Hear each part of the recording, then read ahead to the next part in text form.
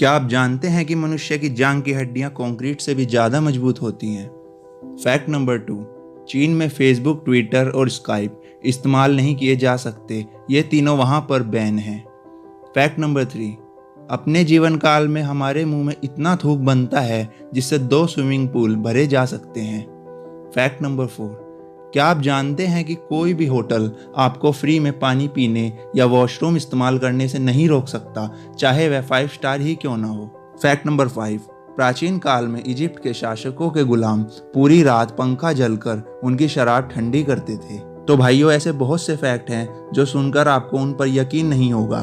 तो देखने के लिए इस वीडियो को लाइक कर दें, इस चैनल को सब्सक्राइब कर दें और साइड में घंटे को जरूर दबा दें ताकि आने वाली सभी वीडियो देख पाएं। तो आइए चलते हैं।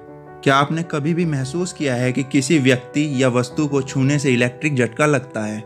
हमारा शरीर इतना नाजुक है कि अगर थोड़ा सा भी झटका लगे तो महसूस होता है।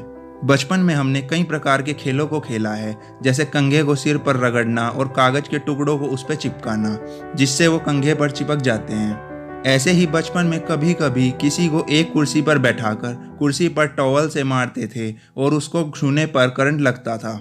पर आपने कभी सोचा है कि किसी वस्तु को छूने से करंट का झटका क्यों लगता है? चलिए इससे पहले हम एटम्स के बारे में थोड़ा सा जान लेते हैं।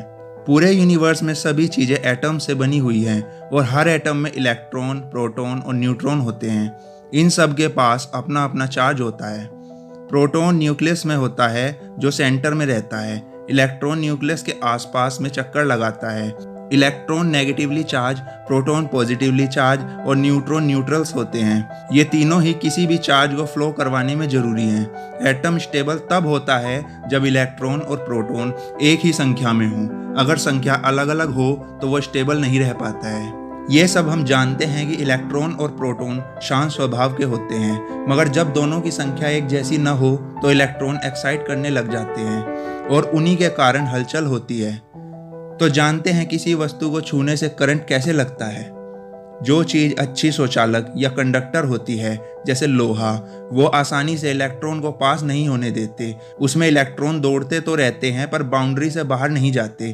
किसी भी वस्तु में करंट तभी दौड़ता है जब उसमें इलेक्ट्रॉन मूव करते हैं। जो चीज़ बेकार स्वचालक या बैड कंडक्टर होती है, जैसे लकड़ी, वो आसानी से इलेक्ट्रॉन को पास होने देती है और कई बार एक्स्ट्रा इलेक्ट्रॉन बाहर भी निकल जाते हैं।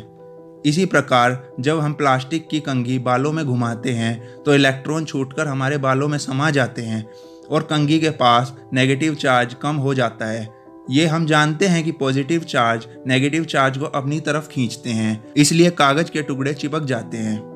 ऐसा कहना गलत नहीं होगा कि जब इलेक्ट्रॉन की संख्या बढ़ जाती है तो नेगेटिव चार्ज भी बढ़ जाता है, तभी ये किसी भी वस्तु या व्यक्ति की ओर बढ़ने लगते हैं और इसी कारण बिजली का झटका महसूस होता है। यानी इन्हीं इलेक्ट्रॉन की गति का नतीजा है करंट लगना। तो देखते हैं कुर्सी से कैसे करंट लगता है। जब हम कुर्सी पर बैठकर ज़्यादा हिलते हैं और पैर जमीन से ऊपर रहते हैं तो प्लास्टिक की कुर्सी हमारे इलेक्ट्रॉन्स को जमा करने लगती है, जिससे पॉजिटिव चार्ज जमा होने लगता है। जब तक आप कुर्सी पर रहते हैं ये चार्ज आपके साथ रहता है, पर जैसे ही आप कुर्सी से उठते हैं ये चार्ज कुर्सी के पास चला जाता है। तभी आप जब कुर्सी को छूते हैं या बैठते हैं तो करंट लगने लगता है। इन सब के लिए क्या मौसम भी जिम्मेदार है? जी हाँ, सर्दियों में इलेक्ट्रिक चार्ज सबसे ज़्यादा होता है क्योंकि हमारे आसपास का वातावरण सूखा होता है, वायु सूक्षित होते हैं जिससे हमारी त्वचा पर इलेक्ट्रॉन विकसित हो जाते हैं और गर्मी में हवा में नमी होती है जिससे नेगेटिव चार्ज इलेक्ट्रॉन समाप्त हो जाते हैं, जिससे हमें करंट लगना महसूस नहीं हो पाता। दोस्तों, अगर आपको ये वीडियो में जानकारी अच्छी लगी हो तो लाइक करें, चैनल को सब्सक्राइब करें, बेल ज़रूर दबा दें। धन्यवाद।